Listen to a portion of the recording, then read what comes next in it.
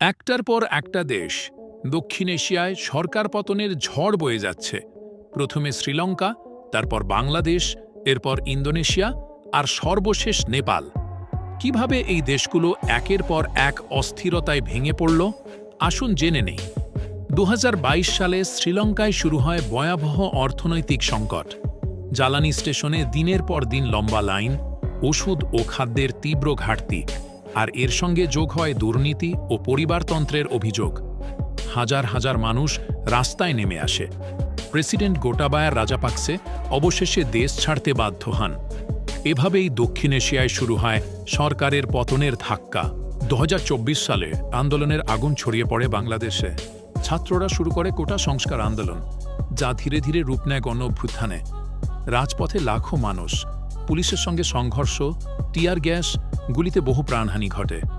অবশেষে প্রধানমন্ত্রী শেখ হাসিনা পদত্যাগ করেন এবং দেশ পরিচালনার দায়িত্ব নেয় অন্তর্বর্তীকালীন সরকার। এই ঘটনায় গোটা বিশ্বকে তাক লাগিয়ে দেয়। একই বছর ইন্দোনেশিয়ায় শুরু হয় ব্যাপক বিক্ষোভ। মূল অভিযোগ ছিল দুর্নীতি, বেকারত্ব আর অর্থনৈতিক মন্দা। রাজধানী জাকার্তায় সংসদ ভবন ঘেরাও করে আন্দোলনকারীরা। সংঘর্ষে অনেক হতাহতের পর সরকার ভেঙে পড়ে এবং নতুন রাজনৈতিক নেতৃত্ব উঠে আসে। দক্ষিণ পূর্ব এশিয়ার সবচেয়ে বড় মুসলিম দেশেও মানুষ রাস্তায় নেমে সরকার পতন ঘটায়। ২০২৫ সালে আন্দোলনের ঢেউ এসে আছড়ে পড়ে নেপালে। সরকার হঠাৎ করে ২৬টি সোশ্যাল মিডিয়া প্ল্যাটফর্ম নিষিদ্ধ করে দেয়, যার মধ্যে ইউটিউব, হোয়াটসঅ্যাপ, এক্স, টিকটকও ছিল।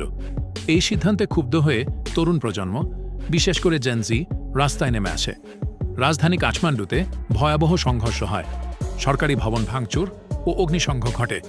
মৃত্যু হয় অন্তত ২০ থেকে ৩০ জনের, আহত হয় শতাধিক মানুষ। চূড়ান্ত চাপে প্রধানমন্ত্রী কেপি শর্মা ওলি পদত্যাগ করেন। অবশেষে সেনাবাহিনী ও আন্দোলনকারীদের সমঝোতায় প্রাক্তন প্রধান বিচারপতি সুশীলা কার্কি অস্থায়ী প্রধানমন্ত্রীর দায়িত্ব নেন। এইভাবে নেপালও যোগ দিল সরকার পতনের তালিকায়। শ্রীলঙ্কা, বাংলাদেশ, ইন্দোনেশিয়া আর নেপাল, মাত্র কয়েক বছরের মধ্যে দক্ষিণ এশিয়ার ৪টি দেশে একটার পর একটা সরকার পতন ঘটেছে। কোথাও দুর্নীতি, কোথাও অর্থনৈতিক সংকট, আবার কোথাও জনগণের স্বাধীনতা হরণেই হয়েছে মূল কারণ। এখন প্রশ্ন হচ্ছে, এর পরে ধাক্কা কোন দেশে আসছে? আপনি কি মনে করেন? মন্তব্যে জানাতে ভুলবেন না। ভিডিও ভালো লেগে থাকলে লাইক দিন, শেয়ার করুন আর আমাদের চ্যানেলটি সাবস্ক্রাইব করুন।